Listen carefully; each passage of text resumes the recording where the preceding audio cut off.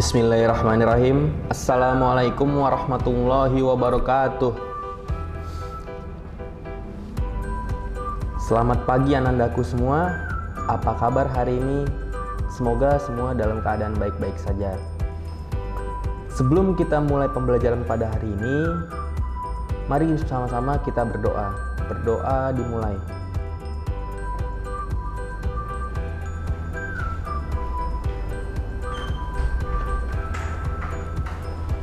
Berdoa selesai.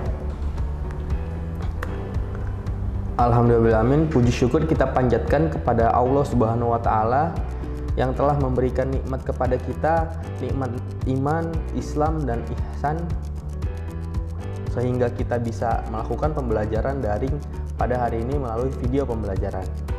Sholawat serta salam kita haturkan kepada Nabi Muhammad SAW, salah satu role model di dunia ini yang tidak ada tandingan, yang tidak ada duanya, yang telah membawa kita dari zaman jahiliyah menuju zaman yang terang benderang dan serba maju ini. Semoga nanti di yaumil qiyamah kita diberikan syafaatul uzma olehnya.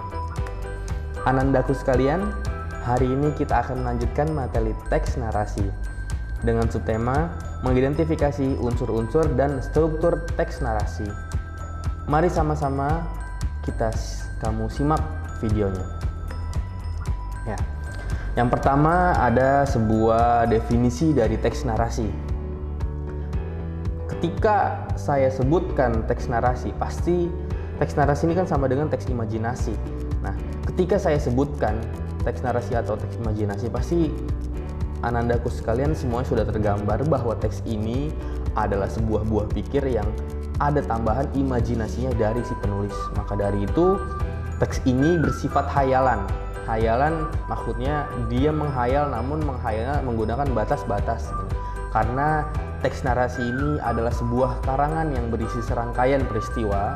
Masalahnya didukung oleh para tokoh serta memerlukan imajinasi yang disusun secara runtut atau sistematis.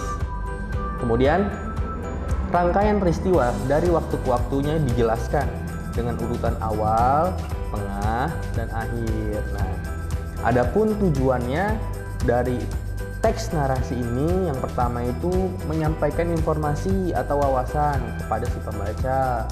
Kemudian menyampaikan pengalaman indah penulis. Ya, mungkin penulis memiliki pengalaman indah apa, kemudian dikaitkan dengan imajinasinya atau imajinatifnya, kemudian dituliskan dalam bentuk teks narasi.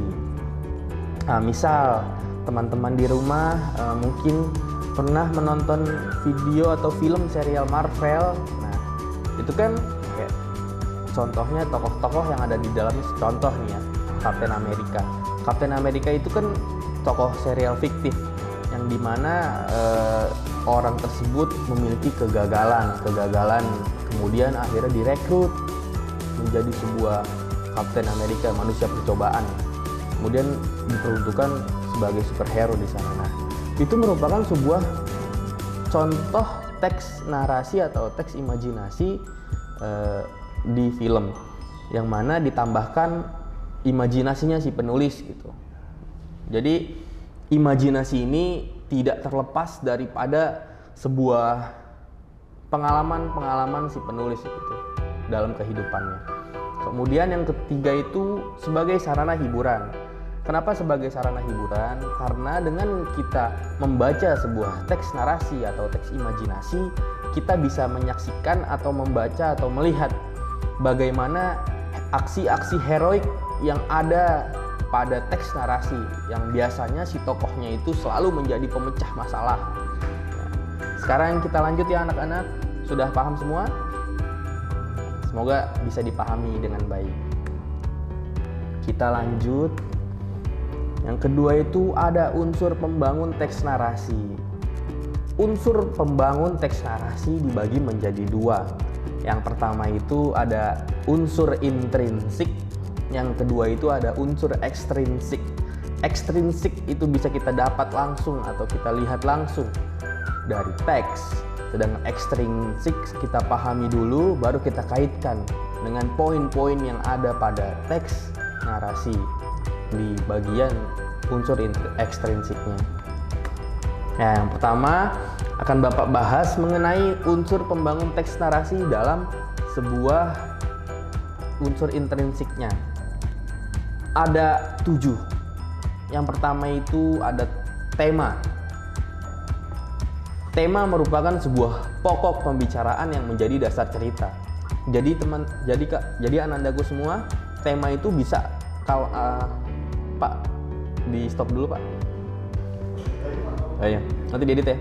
Jadi tema itu adalah sebuah pokok pembicaraan yang bisa kita lihat dari setiap paragraf-paragraf yang ada pada teks narasi. Kemudian inilah tema juga yang menjadi sebuah dasar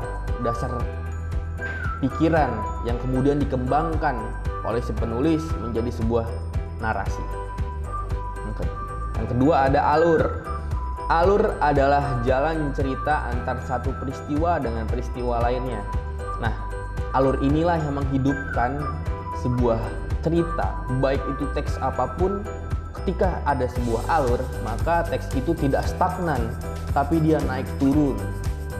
Mulai dari awal ceritanya, kemudian menuju inti ceritanya, sampai dengan puncak masalah, kemudian ada penyelesaiannya. Alur itu kemudian dibagi menjadi 3, nak. Yang pertama itu ada alur maju.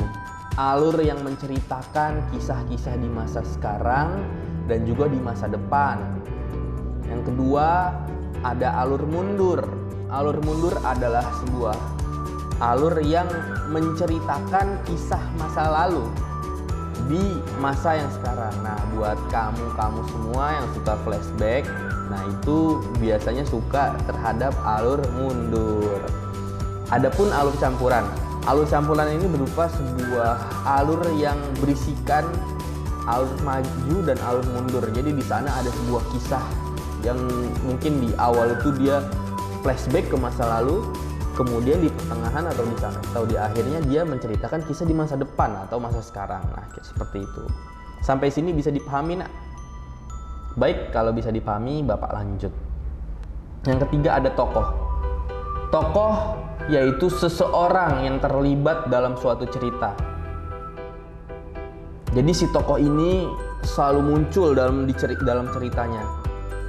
Kalau kalian mengetahui superhero ya, yang ada di Indonesia ataupun yang di luar yang suka ada di dalam teks narasi, kayak misalnya kalau yang dari Indonesia itu ada Gatot Kaca, Gundala, atau kalau yang dari luar ada Captain America, Iron Man, atau ada Thor. Nah, itu merupakan sebuah tokoh yang memiliki sebuah kelebihan-kelebihan ya, karena tokoh yang ada dalam teks narasi ini selalu memiliki kelebihan-kelebihan ya, yang nantinya akan menampilkan kisah heroiknya untuk memecahkan sebuah masalah menjadi sebuah solusi atau menghasilkan sebuah solusi. Nah, di tokoh ini ada tokoh utama dan tokoh tambahan atau sampingan. Nah, tokoh utama ini adalah sebuah tokoh yang selalu ada dalam cerita. Tokoh inilah yang ikut membangun juga si alur. Jadi mulai dari awal sampai akhir si tokoh ini selalu berada dalam ceritanya. Kemudian tokoh tambahan atau tokoh sampingan, ia hanya masuk ke dalam bagian beberapanya saja, tidak semuanya, dan tidak muncul gitu, dan tidak terlalu digambarkan secara jelas. Kemudian yang keempat ada penokohan. Penokohan merupakan sebuah watak dari pelaku dalam cerita. Bagaimana kita bisa mengetahui watak daripada si tokoh? Nah, itu digambarkan dalam sebuah deskripsi kalimat di percakapan atau di adegan-adegan peristiwa. Misalnya, saya memberikan contoh tentang Pak Fikri adalah anak yang baik. Pak Fikri adalah anak daripada Ibu Fida dan Pak Pur. Setiap harinya sebelum berangkat ke sekolah, Pak Fikri selalu membantu Bu Fida selaku ibunya untuk berjualan nasi uduk, dan juga terkadang setiap pagi ia membantu ayahnya yaitu Pak Pur untuk berbelanja ke pasar untuk membeli kebutuhan nasi uduk. Nah, misalnya ada pertanyaan, bagaimana watak Pak Fikri dalam kalimat tersebut? Nah, wataknya adalah anak yang rajin dan selalu membantu ibu dan bapaknya gitu, atau anak yang soleh gitu, karena dia mau berbakti kepada orang tuanya. Nah, dari sana kita bisa melihat watak. Sama dengan di teks narasi juga, kita bisa menyaksikan atau melihat sebuah watak tokoh itu dari untayan-untayan kalimat yang ada pada teks narasi. Watak tokoh itu tidak melulu rajin, baik, tapi kita bisa mendeskripsikannya lebih kompleks atau lebih luas gitu, sesuai dengan kalimat-kalimat yang ada pada sebuah teks narasi ini. Baik, kita lanjut ke latar. Latar itu terbagi menjadi 3: latar tempat, latar waktu, latar suasana. Di latar tempat itu adalah sebuah tempat terjadinya atau tempat terjadinya si tokoh dan tokoh-tokoh lainnya di dalam cerita itu, atau bisa kita sebut juga kita bisa menyaksikan sebuah teks narasi ini latar tempatnya di mana dengan kita melihat di mana saja peristiwa-peristiwa yang terjadi di dalam sebuah teks narasi tersebut gitu. Nah, tempat ini juga sama seperti penokohan. Ini juga ada beberapa sebuah teks yang bisa langsung dideskripsikan, maksudnya bisa langsung dituliskan gitu tempatnya di mana. Namun ada juga beberapa teks yang dideskripsikan seperti kalimat sebelumnya, misalnya gini. Rudy sekarang sedang bingung dikarenakan ia sedang tersesat di antara semak-semak belukar dan dikelilingi pohon-pohon tinggi yang menjulang ke langit. Serta Rudy saat ini sedang takut karena mendengar suara auman harimau di ruangan sekitar atau di tempat tersebut. Nah, itu tandanya di mana Rudy? Rudy sedang ada di hutan. Kayak gitu, nak.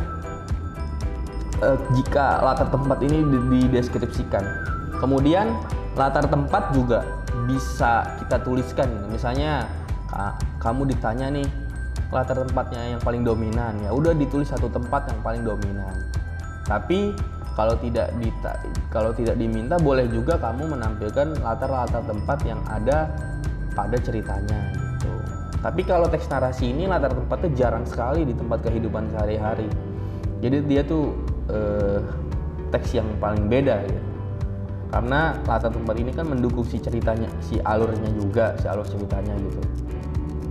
Kemudian latar waktu, sebuah latar yang menunjukkan kapan terjadinya peristiwa atau rangkaian peristiwa yang ada pada dalam teks narasi. Nah, latar waktu itu nggak cuma pagi, siang, sore, bisa juga menggunakan satu hari, seminggu, kemarin, 1 bulan, 1 tahun, 1 windu, atau jika latar waktu ini dianalogikan seperti dalam kalimat, misal Pak Akmal hari ini ada agenda mengajar di SMP-nya. Pagi hari sekitar jam 5 dia sudah siap-siap untuk bergegas mandi, sarapan, kemudian pukul 6:30 ia berangkat ke sekolah. Nah, itu kan latarnya pagi karena disebutkan jamnya. Atau misalnya dianalogikan menggunakan kalimat Fajar terbit menyambut Alfian yang baru bangun. Alfian bergegas menuju ke sekolah dengan menggunakan sepeda yang ia kayuh dari rumah sampai sekolah. Nah, itu yang menunjukkan latar waktunya itu menunjukkan pagi hari karena di situ ada penanda fajar terbit. Kemudian dalam yang ketiga itu latar suasana. Nah, latar suasana itu yang mendeskripsikan situasi atau kondisi tertentu dalam sebuah cerita. Nah, kita bisa menyaksikan dari mana? Dari percakapan-percakapan yang ada pada tokoh. Misalnya suasananya ya. Contoh nih, dideskripsikan dalam kalimat. Malam itu Pak Fadli bingung dikarenakan ada seseorang yang mengetok-ngetok pintunya. Ketika ia melihat jam, padahal sudah jam 3 pagi. Kemudian Pak Fadli membangunkan istrinya. Nah, setelah dia membangunkan istrinya, dua-duanya sudah bangun, tapi ada rasa takut untuk membukakan pintu rumahnya, dikarenakan kemarin ada sebuah kejadian yang malam-malam ketika tetangganya membukakan pintu, nah ternyata ada perampok atau pencuri yang masuk ke dalam rumahnya, kemudian mengambil barang-barang di rumahnya. Nah, suasananya bagaimana? Suasananya mencekam karena di situ Pak Fadli dan istrinya takut membukakan pintu di malam hari karena takut terjadi seperti yang dialami oleh tetangganya, gitu. Jadi kita bisa melihat latar waktu, latar suasana di dalam cerita gitu. Dengan tidak melulu langsung dideskripsikan tempatnya di mana, waktunya kapan, suasananya bagaimana, tapi kita bisa melihat semuanya itu dari pendeskripsian kalimat yang ada dalam sebuah teks narasi. Kemudian yang keenam ada amanat. Semua teks, baik itu cerpen, narasi, berita, atau apapun yang pernah kamu baca, itu pasti memiliki amanat. Nah, amanat ini adalah sebuah pesan yang terkandung yang disampaikan oleh penulis secara tersirat atau tersurat. Nah, kalau tersirat, ia harus memahaminya dulu. Teks yang ia baca, kemudian ia tafsirkan. Tapi kalau yang tersurat, ia bisa melihat langsung ke dalam teks tersebut, kemudian dibaca di bagian akhir, karena amanat ini terletak di bagian akhir ya. Setelah masalah selesai baru muncul amanat biasanya dalam teks apapun itu. Nah, di bagian tersebut bisa kita baca langsung amanatnya. Misal contoh nih, ada sebuah teks di bagian akhir yang menjelaskan, ayo kawan-kawan, sekarang kita jaga lingkungan kita dengan cara membuang sampah pada tempatnya, tidak menumpuk sampah atau bekas makanan di dalam laci meja, kemudian rajin melaksanakan piket sesuai dengan jadwal agar lingkungan sekolah kita bisa menjadi sehat dan bersih. Kayak gitu. Itu contohnya kan amanatnya kan kita harus harus melakukan piket sesuai dengan jadwal, membersihkan kelas gitu, tidak membuang sampah sembarangan, dan kira-kira seperti itu. Jadi amanat itu ada dua, diingat-ingat, tersirat dan tersurat. Kemudian yang terakhir ada sebuah sudut pandang. Sudut pandang adalah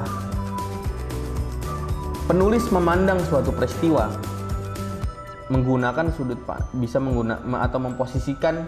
penulis memposisikan dirinya dalam sebuah peristiwa atau cerita, bebas dia mau memposisikan dirinya di mana, mau di sudut pandang orang pertama atau orang ketiga. Nah, kalau orang pertama, si penulis itu memposisikan dirinya dalam sebuah cerita atau dia menjadi sebuah tokoh dalam ceritanya dengan penanda kata aku, saya, diriku. Nah, tapi kalau misalnya orang ketiga, dia memposisikan dirinya sebagai pencerita di sana. Jadi seolah-olah tuh tokoh-tokoh yang ada dalam sebuah teks narasi, ia sebagai wayang dan dalangnya itu si penulisnya.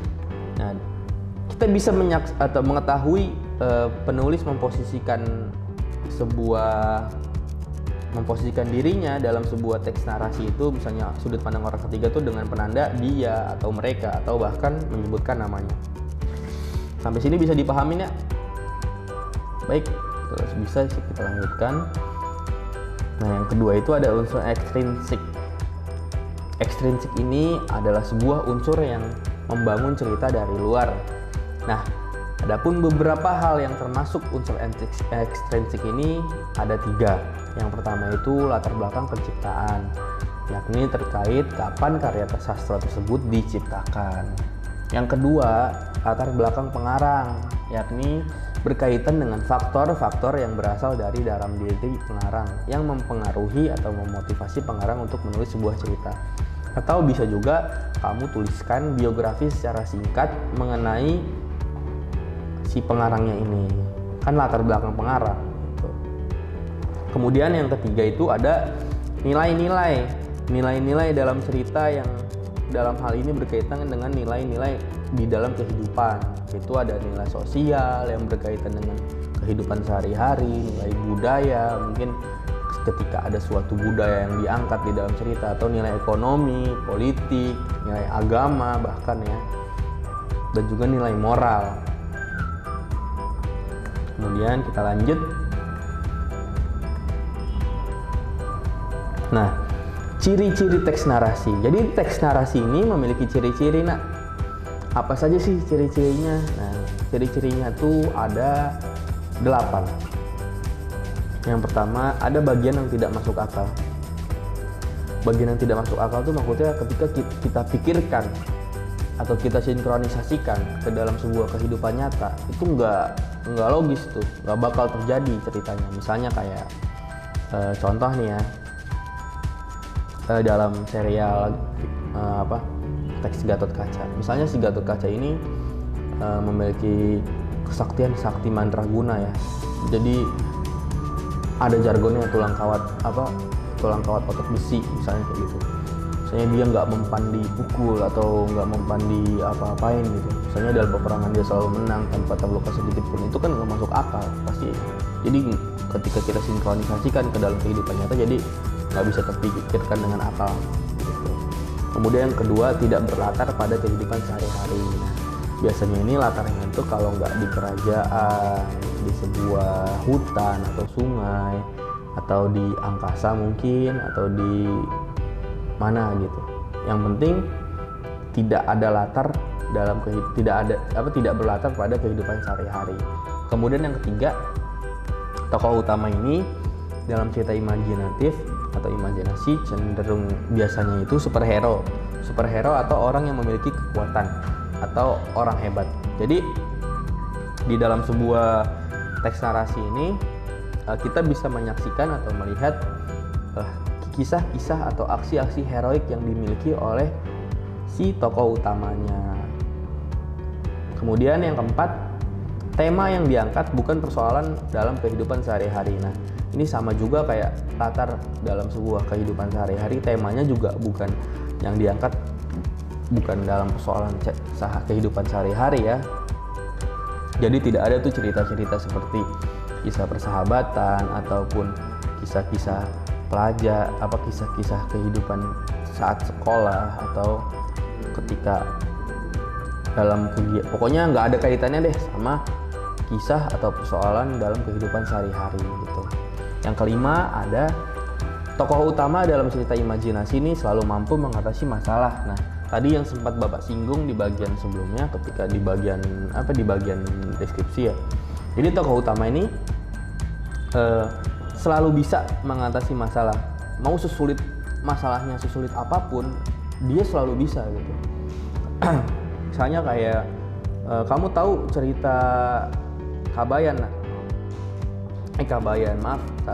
maksud saya Sangkuriang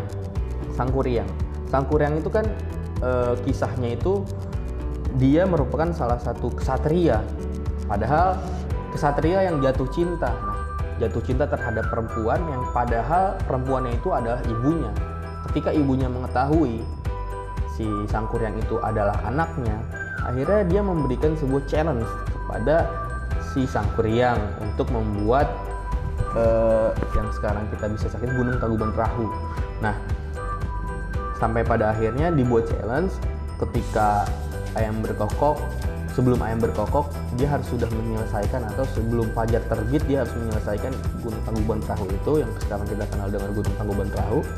Nah, ketika sudah mau malam, akhirnya wanita yang diidam-idamkan oleh Sangkuriang ini dia membangunkan ayam-ayam sehingga ayam-ayam tersebut berkokok, dan akhirnya ini contoh yang nggak bisa mengatasi masalahnya contoh. Nah, akhirnya itu ayam-ayam tersebut berkokok, tapi dengan kesaktiannya si Sangkuriang ini dia akhirnya bisa mengatasinya. mengatasinya. Kemudian jadilah sebuah Tangkuban Perahu. Tapi belum sampai di sana. Dia sudah bisa mengatasi masalahnya, tapi si tokohnya itu diberitahukan oleh wanita yang dicintainya bahwa ia adalah anaknya, dan akhirnya dia marah dan juga kecewa dan sampai akhirnya menendang Gunung Tangkuban Perahu sampai terbalik kayak gitu. Kemudian yang keenam, ada cerita imajinasi kebanyakan berakhir dengan happy ending. Nah, memang ketika kita menyaksikan sebuah teks-teks narasi atau contoh-contoh teks narasi, itu biasanya berakhir dengan happy ending. Baik ceritanya, mungkin ada sih happy ending itu maksudnya berakhir dengan senang ya. Dengan senang, si tokoh utamanya senang gitu karena sudah menyelesaikan masalah gitu. Tapi beberapa ada juga yang akhir ceritanya itu berakhir dengan sad ending atau cerita yang sedih. Kemudian nomor 7, cerita imajinasi tidak memiliki urutan kejadian yang masuk akal. Nah, jadi mungkin di sini cerita imajinasi tidak memiliki urutan kejadian yang masuk akal. Jadi ini mungkin typo ya. Ini typo di bagian yang D, yang tidaknya. Jadi tidaknya ini harusnya nggak ada. Jadi cerita imajinasi itu memiliki urutan kejadian yang masuk akal. Kemudian yang ke-8 merupakan sebuah pengalaman penulis. Jadi karena ini diciptakan oleh penulis, maka dari itu ada sebuah pengalaman yang dituangkan melalui gagasan atau tulisan oleh si penulis ke dalam sebuah teks cerita narasinya. Nah, ketika kita membacakan pasti kita akan mengambil sebuah inti-inti poin yang akan kita tuliskan lagi gitu. Nah, saya memiliki sebuah cara menuliskan kembali isi ceritanya. Nah, nanti akan Bapak ulas. Yang pertama itu kita di sini ketika kita membaca ceritanya atau teks narasinya, kita harus berposisi sebagai orang ketiga. Maksudnya orang ketiga tuh kita harus menjadi orang yang serba tahu mengenai ceritanya agar kita lebih paham dan juga kita bisa menelisik lebih dalam ceritanya. Kemudian yang kedua itu cerita tersebut ceritakan maksudnya atau tuliskan kembali cerita tersebut sesuai dengan inti ceritanya. Jadi kita boleh menuliskan sebuah ceritanya dengan gagasan kita, tapi gagasan yang kita sampaikan atau tulisan yang kita sampaikan tidak boleh keluar dari ide pokok atau pokok pembahasan dari tiap paragraf yang ada dalam sebuah teks narasi. Kemudian kalimatnya itu ketika kita menuliskan harus runtut dan juga harus menggunakan bahasa yang mudah dipahami oleh orang lain gitu. Jadi kita harus menggunakan harus sistematis gitu dalam menulisnya sesuai dengan paragraf, jangan loncat-loncat menuliskan sebuah isi ceritanya. Kemudian ceritanya dibacakan sesuai dengan runtutan terjadinya peristiwa tadi ya, sama dengan kalimat yang hendak yang runtut. Jadi ketika ceritanya sudah selesai dituliskan atau ketika kalian mau menuliskan sebuah ceritanya, di step terakhir kalian juga harus memperhatikan runtutan peristiwa yang terjadinya gitu. Jangan sampai ada yang tertinggal, atau kalau bisa selalu runtut cerita-cerita yang mau dituliskan. Sampai sini bisa dipahami nak? Semoga bisa dipahami ya. Kemudian adapun langkah-langkah untuk menceritakan kembali cerita imajinasi atau teks narasi. Yang pertama, kita harus membaca atau mendengarkan teksnya dulu. Ini langkah paling mendasar yang harus dilakukan oleh setiap orang ketika kita mau membacakan atau menceritakan apapun itu. Jadi kita harus punya dasarnya dulu dengan kita membaca atau mendengarkan teksnya. Kemudian ketika kita sudah membaca dan mendengarkan teksnya, kita mencatat hal-hal penting sesuai dengan urutan kronologis. Jadi kita menandai nih bagian-bagian mana saja yang harus kita catat sesuai dengan urutan kronologis.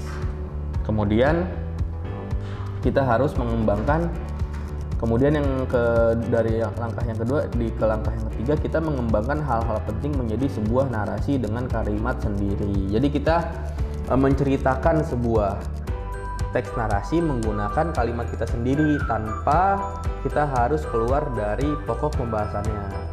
Bagaimana kita bisa tidak keluar dari pokok pembahasannya? Ya tadi, dengan menggunakan catatan-catatan yang penting gitu, sesuai dengan urutan kronologis, kemudian kita narasikan menggunakan kalimat sendiri. Seperti itu.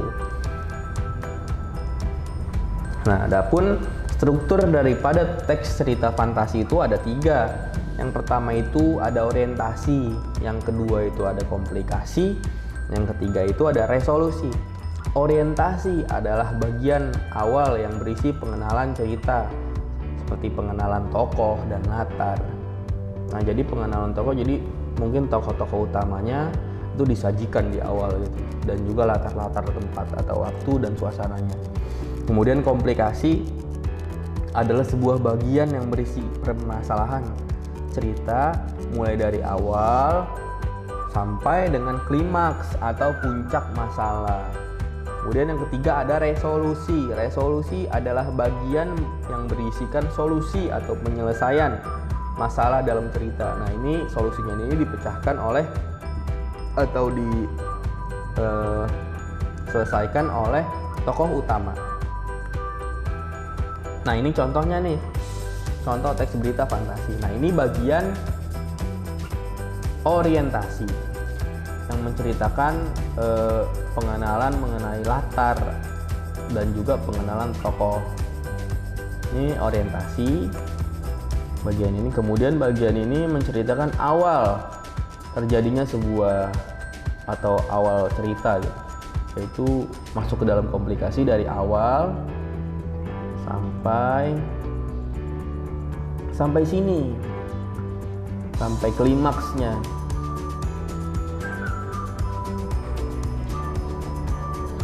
Kemudian yang terakhir ada resolusi. Nah, di sini ada sebuah pemecahan masalah ya.